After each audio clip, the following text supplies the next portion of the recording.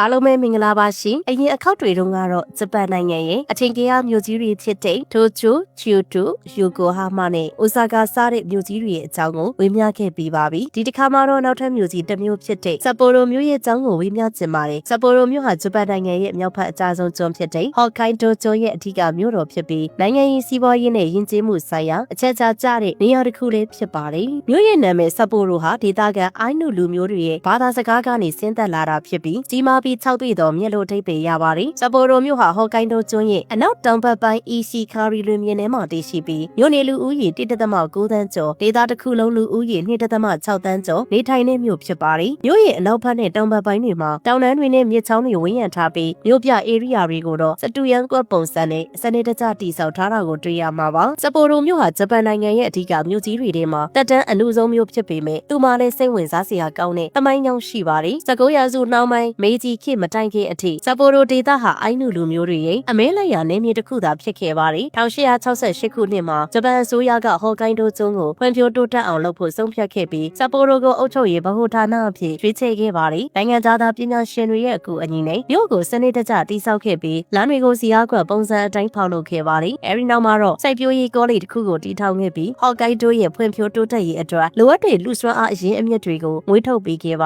တယ်ဒုတိယကမ္ဘာစစ်အတွင်းမှာတော့အမေရိကန်လေတပ်ရဲ့ဘုံကျဲတိုက်ခိုက်မှုကိုခံခဲ့ရပေမယ့်မြို့ကိုချင်းတိုအတွင်းမှာပြန်လည်တည်ဆောက်နိုင်ခဲ့ပါတယ်1982ခုနှစ်မှာဆောင်းရာသီအိုလံပစ်ပွဲတော်ကိုအိမ်ရှင်ဖြစ်လက်ခံကျင်းပခဲ့တာကြောင့်ဆပ်ပိုရိုမြို့ဟာကမ္ဘာတဝန်းမှာလူသိများထင်ရှားလာခဲ့ပါတယ်ဆပ်ပိုရိုမြို့ဟာခရီးသွားတွေကိုဆွဲဆောင်နိုင်တဲ့နေရာများစွာနဲ့ပြည့်နှံ့နေပါတယ်ဒီရက်ထဲမှာထင်ရှားဆုံးတစ်ခုကတော့မြို့လယ်မှာရှိတဲ့အိုတိုရီပန်းခြံဖြစ်ပါတယ်1.5 ကီလိုမီတာရှည်လျားတဲ့ဒီပန်းခြံကြီးဟာဆပ်ပိုရိုမြို့ရဲ့အမှတ်အသားတစ်ခုဖြစ်ပြီးမြို့ကိုမြောက်ပိုင်းနဲ့တောင်ပိုင်းအဖြစ်ပိုင်းခြားထားပါတယ်နွေရာသီမှာဆိုရင်ပန်းမောင်စုံနဲ့စိမ့်ဆူလှပနေပြီးဆောင်းရာသီမှာတော့ကမ္ဘာကျော်ဆပ်ပိုရိုနှင်းပွဲတော်ကိုကျင်းပရာနေရာအဖြစ်ပြောင်းလဲသွားပါတယ်နေ့စဉ်ဖေဖော်ဝါရီလမှာကျင်းပလေးရှိတဲ့ဆပ်ပိုရိုနှင်းပွဲတော်ဟာကမ္ဘာတဝန်းကခရီးသွားတန်းနေချီပြီးလာရောက်လဲပတ်ကြတဲ့ပွဲတော်ကြီးတစ်ခုဖြစ်ပါတယ်အိုတိုရီပန်းခြံထဲမှာအေယာမနှင်းပပုရုပ်ကြီးတွေရေခဲပပုရုပ်တွေနဲ့အလှဆင်ထားပြီးနိုင်ငံတကာပပုပြိုင်ပွဲတွေလည်းကျင်းပလေးရှိပါတယ်1958ခုနှစ်မှာစတင်ဖွင့်လှစ်ခဲ့တဲ့ဆပ်ပိုရို TV မျိုးစင်ကတော့အိုတိုရီပန်းခြံရဲ့အရှိတ်အစောမတိရှိနေပြီးထိတ်ဆုံးထီ483ပေမြင့်ပါတယ်ဒီမျိုးစင်ပေါ်ကနေဆပ်ပိုရိုမျိုးရဲ့ရှုခင်းအလှကို360ဒီဂရီလက်ပတ်ကြည့်ရှုခန်းစားနိုင်ပါတယ်ဆပ်ပိုရိုနာရီစင်ကတော့1888ခုနှစ်ကလေးကတိစောက်ခဲ့တဲ့သမိုင်းဝင်အဆောက်အအုံတစ်ခုဖြစ်ပါတယ်ဒီနာရီစင်အဆောက်အအုံဟာဆပ်ပိုရိုမျိုးရဲ့အစောပိုင်းကာလတွေကိုအမှတ်ရစေတဲ့နေရာတစ်ခုဖြစ်ပြီးအခုအခါမှာတော့ပြတိုက်တစ်ခုအဖြစ်ဖွင့်လှစ်ထားပါတယ်နောက်ထပ်သမိုင်းဝင်အဆောက်အအုံတစ်ခုဖြစ်တဲ့ဟော့ကိုင်ဒိုအစိုးရ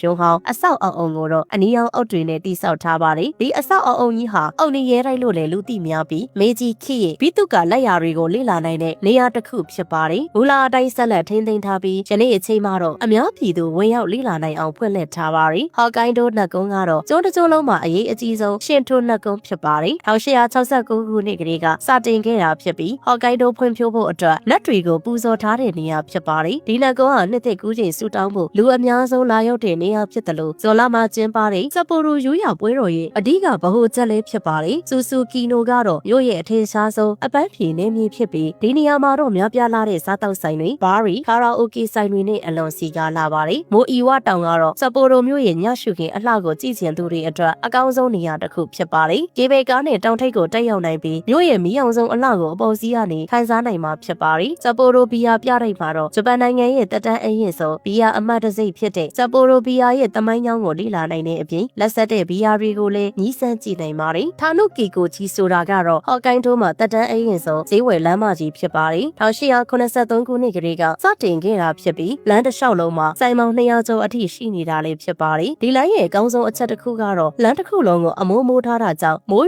ရွာနှင်းကြကြစိတ်ပူစရာမလိုပဲအေးအေးဆေးဆေးဈေးဝယ်ထွက်လို့ရတာပဲဖြစ်ပါတယ်ဆပ်ပိုရိုမြို့ရဲ့အခြားထင်ရှားတဲ့နေရာတွေကတော့ဟော့ကိုင်ဒိုသမိုင်းဝင်ကြေးရွာပြတိုက်အဆာဟီယာမာအထိမ်းအမှတ်ပန်းခြံတစ်မြို့လုံးကိုအမြင့်ပေ920လောက်ကကြည့်နိုင်တဲ့ JA တာဝါလိလာရေးကြီးစဉ်ဟော့ကိုင်ဒိုတက္ကသိုလ်ရုပ်ခဗေဒဥယျာဉ်အမြင့်44ပေရှိတဲ့ဗုဒ္ဓဆင်းတုတော်ရှိရာဗုဒ္ဓတောင်ကုန်းအိုကုရာယာမစကီဂျက်စတေဒီယမ်နဲ့ဆပ်ပိုရီဟီဆူဂျီကိုကစောင့်ကြည့်ရေးတောင်ကုန်းစတာတွေဖြစ်ပါတယ်ဆ ။ซัปโปโรမြို့ဟာဟော်ကိုင်းဒိုကျွန်းရဲ့လက်ဆက်တဲ့စိုက်ပျိုးရေးနဲ့ရေထွက်ကုန်တွေကြောင့်အစားအသောက်တို့ရဲ့နိဗ္ဗာန်ဘုံလို့တောင်တင်ဆောင်ခေါ်ဝေါ်ခြင်းခံရပါတယ်။ပင်လယ်စာအမျိုးမျိုးအပြင်ซัปโปโรရာမန်၊ซัปโปโรစွပ်ပြုတ်ဟင်းနဲ့ဂျင်ကေခန်အသားခင်တို့ကလည်းซัปโปโรမှာနာမည်ကြီးပါတယ်။ซัปโปโรမြို့ရဲ့စီးပွားရေးဟာအဓိကအဖြစ်ခရီးသွားလုပ်ငန်း၊တရင်အချက်လက်ဤပညာ IT ဇီဝနည်းပညာနဲ့အစားအသောက်ထုတ်လုပ်ရေးလုပ်ငန်းတွေပေါ်မှာအခြေခံပါတယ်။ဟော်ကိုင်းဒိုကျွန်းရဲ့စိုက်ပျိုးရေးနဲ့ရေထွက်ကုန်တွေဟာဂျပန်နိုင်ငံတွင်းမှာသာမကအာရှဇီးကွက်မှာပါနာမည်ကြီးပါတယ်။ဟော်ကိုင်းဒိုရဲ့ထုတ်လုပ်ရေးဗဟုချက်ဖြစ်ပြီးအစားအစာအဖျော်ရမက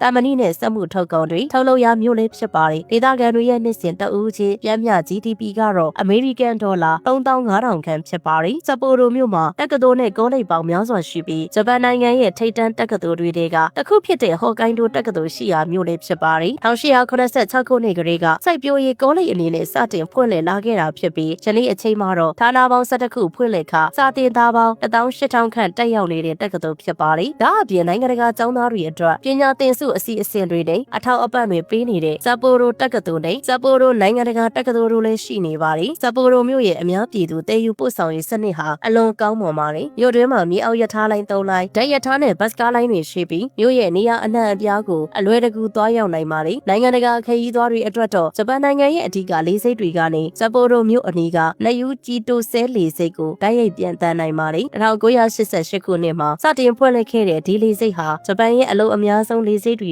ကတစ်ခုဖြစ်ပြီးတစ်နှစ်ကိုခရီးသွား22တန်းကျော်ကိုဝန်ဆောင်မှုပေးလျက်ရှိပါတယ်။ซัปโปโรမြို့ဟာဆိုးဆိုးတဲ့တိုက်ကြီးရာသီဥတုအမျိုးအစားကိုပိုင်ဆိုင်ထားပြီးတော့တစ်နှစ်ပတ်လုံးပြင်းပြအပူချိန်ကတော့21ဒီဂရီကနေအနှုတ်3ဒီဂရီဆဲစီယပ်တွင်းမှာရှိနေတတ်ပါတယ်။ဆောင်းရာသီဖြစ်တဲ့နိုဝင်ဘာလကနေမတ်လအတွင်းကတော့ရှိကြပြီးအေးခေကနှင်းအလွန်ကြပါတယ်။ซัปโปโรဟာကမ္ဘာပေါ်မှာနှင်းအများဆုံးကျတဲ့မြို့ကြီးတွေကတစ်မြို့ဖြစ်ပြီးတစ်နှစ်ကိုနှင်းတူ15ပြီကျော်အထိကျဆင်းနေရှိပါတယ်။ซัปโปโรရဲ့ဆောင်းရာသီဟာအလွန်အေးပြီးနှင်းများစွာကျတဲ့အတွက်မြို့ကန်တွေနဲ့ခရီးသွားတွေအဆင်ပြေစေဖို့မြို့လေကောင်မှာကျေပြန့်တဲ့မြေအောက်လျှောက်လန်းတဲ့ဈေးဝယ်စင်တာကွန်ရက်ကြီးတစ်ခုကိုတိစောက်ထားပါတယ်။အော်တိုရာတောင်းနဲ့ပိုတောင်းလို့ခေါ်တဲ့ဒီမြေအောက်လန်းတွေဟာအော်တိုရီဘူတာနဲ့ဆူဇူကီနိုဘူတာတွေကိုဆက်သွယ်ထားပြီးဆိုင်ငန်းပေါင်းများစွာစားတောက်ဆိုင်တွေနဲ့ပြည့်နှံနေပါတယ်။အပြင်မှာဘလောက်ပဲနှင်းကျနေပါစီဒီမြေအောက်မြို့တော်ထဲမှာတော့တွင်းထွေးနဲ့သွားလာဈေးဝယ်နိုင်ပါတယ်။အိုင်တိုရီပန်းညံအပြင်အခြားထူးခြားတဲ့ပန်းညံကြီးတွေအများအပြားရှိပါတယ်။ဒီထဲမှာအထင်ရှားဆုံးကတော့ကမ္ဘာကျော်ပြည်သူကပညာရှင်အီဆာမှုနိုဂူချီဒီဇိုင်းရေးဆွဲခဲ့တဲ့မိုရီနူမာပန်းချံဖြစ်ပါတယ်။ကျေပြန့်တဲ့မြေနေရာကိုပပူလက်ရတစ်ခုလိုဖန်တီးထားပြီးဓာဒီအလိုက်ပြောင်းလဲနေတဲ့ရှုခင်းတွေဖန်ပီရမစ်နဲ့တောင်ကုန်းအတုတွေဟာအလွန်ထူးခြားလာပါတယ်။ဒါအပြင်မြို့လေကောင်နာက